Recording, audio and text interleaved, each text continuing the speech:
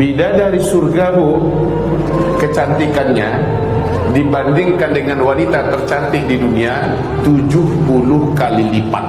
Dan wanita bidadari surga itu tidak pernah tua, tidak pernah haid, tidak pernah sakit, tak ada bau keringatnya, tak ada tai giginya, tidak ada ngencesnya, tidak pernah kentut, nggak pernah lapar, nggak pernah buat ulah, betul-betul saulah dan sebagainya, Bu. Dan wanita ini selalu energik, senantiasa tersenyum, suka nyanyi, dan nyanyiannya membuat angin menjadi berhenti, burung pun menjadi hinggap demi mendengarkan suaranya, air mengalir pun jadi hilang riaknya demi mendengarkan suaranya. Di kitab Al-Imam Suyuti dijelaskan Nabi Muhammad itu air kencingnya Nabi suci. Air kencingnya Nabi suci, nggak sama kayak air kencingnya kita, saudara-saudara. Pernah satu waktu Nabi Muhammad kencing, air kencingnya beliau taruh di satu wadah, beliau taruh di satu tempat. Nggak sengaja ada satu orang sahabat perempuan, dia nggak sengaja dia ambil itu wadah, dia minum. Ketika Nabi lihat, kenapa kamu minum? Itu air kencingku, kata Nabi Muhammad. Kata di perempuan apa? Demi Allah ya Rasulullah, aku tidak pernah merasakan air yang lebih segar dari ini ya Rasulullah. Air kencingnya Nabi suci. Wanita memakai ketimun atau labu sebagai alat bantu seks. Islam memiliki jawabannya. Dikutip dari Kitab Bada Al-Fawaid Juz 4 halaman 95 dikatakan, dan jika seorang wanita tidak punya suami tetapi sedang bernafsu hingga meledak-ledak, beberapa sahabat kami mengatakan bahwa boleh dia mengambil akrinbij, yaitu sesuatu yang terbuat dari kulit yang dibuat sehingga menyerupai zakar laki-laki, untuk dimasuki ke dalam wanita atau onani. Atau ia bisa juga menggunakan ketimun atau labu muda yang masih kecil, dan pendapat yang benar menurut saya adalah tidak diperbolehkan yang telah bersuami karena Nabi hanya membimbing orang yang sedang bernafsu syahwat.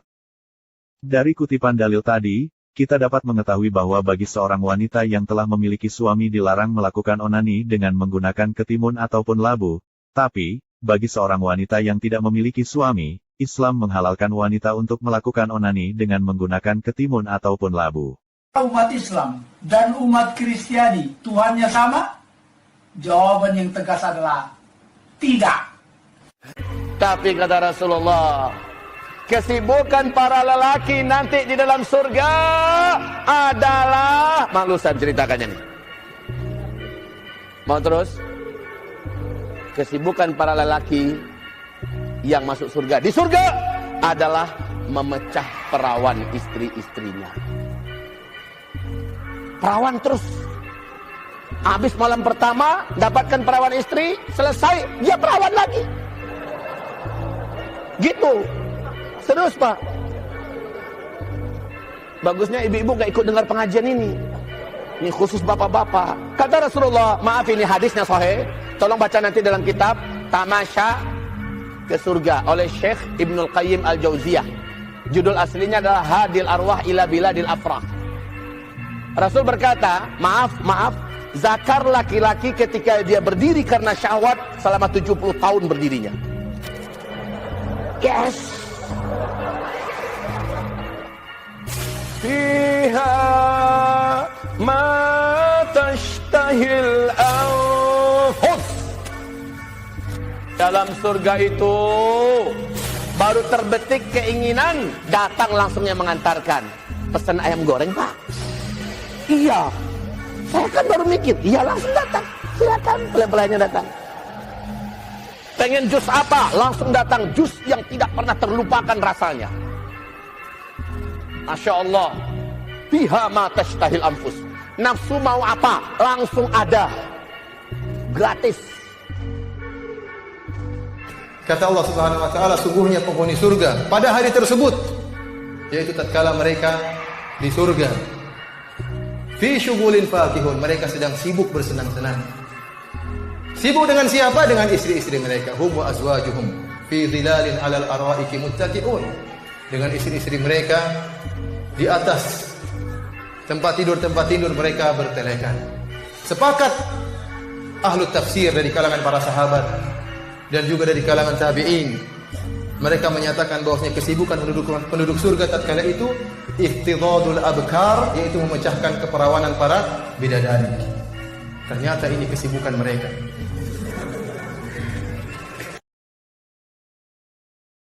Salah satu nikmat yang ada dalam surga adalah pesta seks.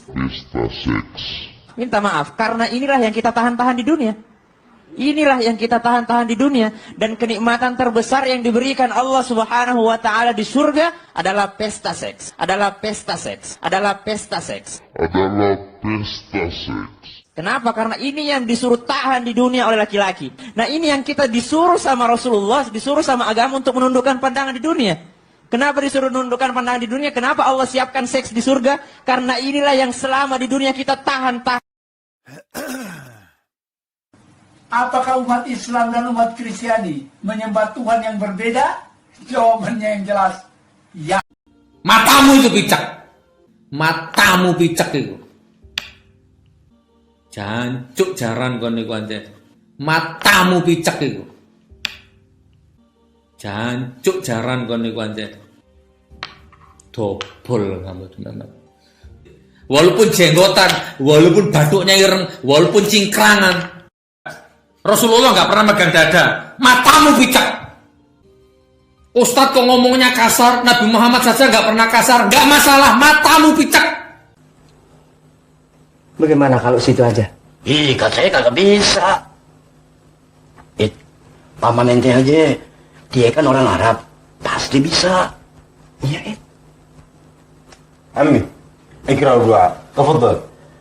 أنا لا أستطيع أقرأ الدعاء يا سعيد لأنني لم أتوب إلى الله وأني أخاف إن دعائي لا يقبل الله ولو كان هو بسم الله الرحمن الرحيم. آمين. ما هذا؟ نحن نتكلم هم يقولون آمين. أستغفر الله العظيم. آمين. كيف الحال هذا؟ ما شاء الله. آمين. أنتم كلكم جاهلون لا تفهمون العربية. نحن نتكلم وأنتم تقولون آمين. آمين آمين يا رب العالمين. Kita bangga menghafal Al-Quran tapi tidak memahami Al-Quran. Senang mengulang berbahasa Arab tapi tidak mengerti bahasa Arab. Suka membaca Al-Quran tapi tidak memahami maknanya. Akhirnya apa? Menjadi keledai di Indonesia.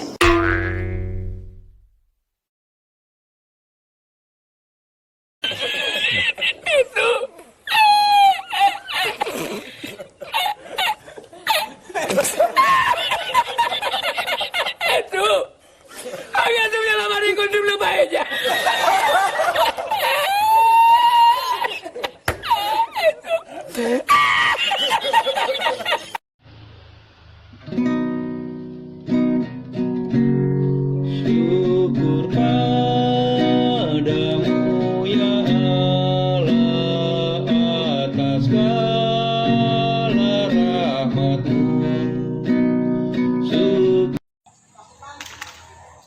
Dulu Al-Quran, sekarang Alkitab.